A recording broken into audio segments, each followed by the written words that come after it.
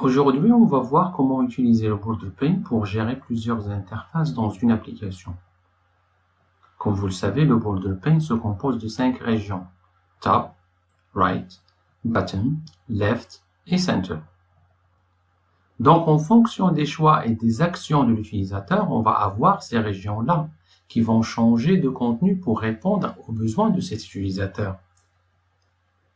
Prenons cet exemple où on a 3 interfaces qu'on doit afficher au centre du Border Pane. Une interface 1 qui est définie dans interface 1.fxml, interface 2 définie dans interface 2.fxml et interface 3 définie dans interface 3.fxml. En choisissant l'action 1, l'application va afficher l'interface 1 au centre. Et en choisissant l'action 2, l'application va afficher interface 2 au centre. Et en affichant l'action 3, l'application va afficher interface 3 au centre. Bien sûr, on peut faire pareil pour les autres régions. Mais on a choisi de ne changer que le centre dans cet exemple. Généralement, dans un Border Pane, on utilise la région du haut pour l'affichage du menu principal, la gauche pour un menu secondaire, le centre pour le contenu principal, la droite pour tout autre contenu supplémentaire au contenu principal, et le bas pour des informations comme l'adresse, contact, copyright, etc. Ici, dans la région du haut de cet exemple, on a ajouté une barre de menu avec 3 menus: File, Language et Help. La région du bas est utilisée pour afficher le copyright. Le centre est utilisé pour afficher le contenu principal et la région de la gauche pour afficher des menus secondaires s'il en existe. On n'a pas utilisé la région de droite. Notez que le centre utilise l'espace des autres régions si elles ne sont pas utilisées. Chaque menu dans la barre de menu se compose d'éléments de menu, ce qu'on appelle menu items. Dans le menu File, on a l'élément de menu Close. Et dans le menu Language, on a les éléments de menu Web, Python et Java.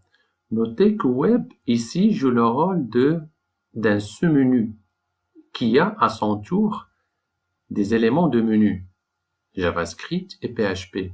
Donc on peut imbriquer des menus dans d'autres menus. Et finalement, on a le menu Help qui a l'élément de menu About. Ici, par exemple, dans le menu Language, si on clique sur Java, on aura un sous-menu et un contenu, Welcome to Java. Donc, lorsqu'on clique sur l'élément du sous-menu Java Basics, on va avoir le contenu. JavaFX, on va avoir aussi le contenu. Et J2E, on va avoir le contenu. De même, pour les autres éléments de menu. Donc, à chaque fois on clique sur un élément de menu, on va avoir le contenu correspondant. Voyons voir maintenant comment tout cela est réalisé. En commençant par les interfaces. L'interface principale qui contient le Border Pane s'appelle mainScene.fxml. Donc voici l'interface. On voit bien qu'on a notre Border Pane avec les 5 régions. Au haut, on a le menu bar. À gauche, on n'a rien mis pour l'instant. Au centre, on a mis Border Pane Demo, c'est juste une étiquette. À droite, on n'a rien mis. Et en bas, on a mis le copyright. Donc ici, pour mettre le menu bar, c'est facile. Donc il suffit d'aller dans Contrôle et vous allez trouver le menu bar. À l'intérieur du menu bar, vous pouvez mettre des menus. Donc pour avoir les menus, on va aller dans la section Menu. Et on va trouver les menus et les menus items. Donc pour ajouter un menu, on fait un cliquer-glisser du menu. Et pour ajouter un menu item, pareil, donc on peut ajouter tant de menus et de menus items qu'on veut. Pour les autres interfaces, on a créé un fichier fxml pour chaque interface. Chaque fichier fxml a son propre contrôleur. Donc, par exemple, si on prend l'interface contenu Java, on a le fichier javacontent.fxml. Ici, on prend le sous-menu Java, on a le fichier javamenu.fxml. Voici ici le contenu du fichier javacontent.fxml. Pour l'exemple, on a juste mis une étiquette, mais vous pouvez mettre ce que vous voulez. Pour javamenu.fxml, qui joue le rôle de ce menu, on a mis un VBox avec les éléments de ce menu. Donc, afin de préparer notre interface pour recevoir les actions des utilisateurs, on doit spécifier pour chaque élément de menu quelle est l'action à exécuter lorsqu'il y a une action sur l'élément de menu.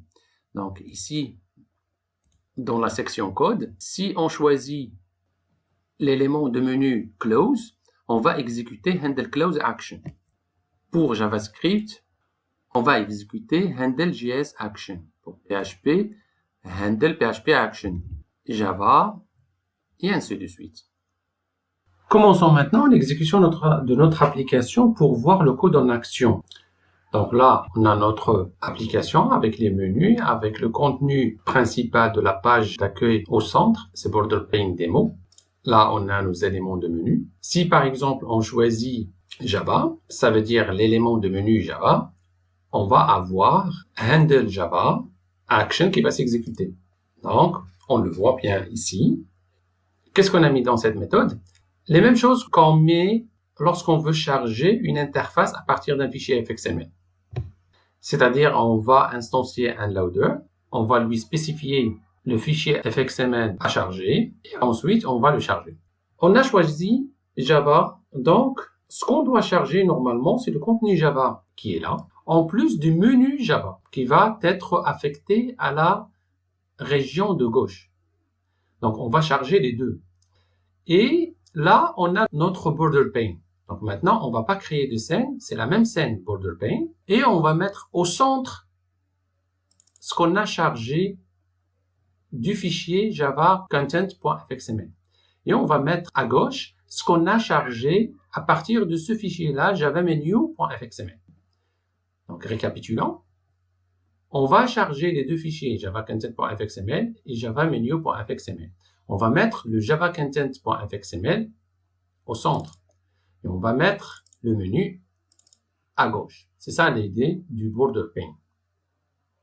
On est toujours dans le Border Pane et on va juste changer le contenu en le mettant dans une région du Border Pane. Ce Border Pane, d'où il vient? Donc ça, c'est l'ID du Border Pane qu'on a dans le FXML. Donc ici, Border Pane, on a bien Border Pane. Ça, Anchor Pane, ça c'est le main root. C'est ce qu'on a ici. Donc on prend toujours le Border Pane et on change. Hein, c'est ce qu'on a ici. On peut exécuter là, pas à pas, et ainsi de suite.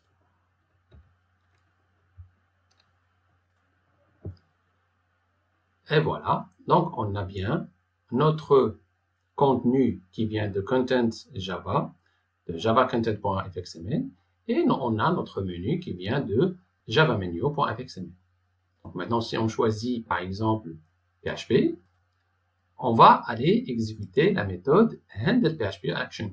Même chose, dans handle.php_action, on a PHP_content qui est le contenu principal et PHP_menu qu'on va afficher à gauche. On va charger les deux et on va mettre au centre le root, celui qui correspond à PHP_content, et on a menu qui correspond à phpmenu.fxml. Okay. De la même façon, donc on va les charger. Et voilà, donc on a le contenu et on a le menu. On choisit JavaScript. Donc là, on va exécuter handle.js action. Là, on n'a pas de menu à gauche. On a juste le contenu. Donc on a un seul fichier à charger et on va le mettre au centre. Pour le left, on doit écraser ce qu'il y avait avant. Donc on va mettre nul. Donc là, pour quitter, on fait close. On va exécuter handle close action qui va faire platform.exit pour fermer le runtime JavaFX et on va sortir de l'application. Pour récapituler, on a utilisé dans cette vidéo-là BorderPaint pour afficher plusieurs interfaces. Le BorderPaint dispose de 5 méthodes pour les 5 régions. Donc, il dispose de set top pour mettre un nœud en haut, set right, set bottom, set left et set center pour mettre les éléments respectivement à droite, en bas, à gauche et au centre. C'est tout pour cette vidéo. À la prochaine.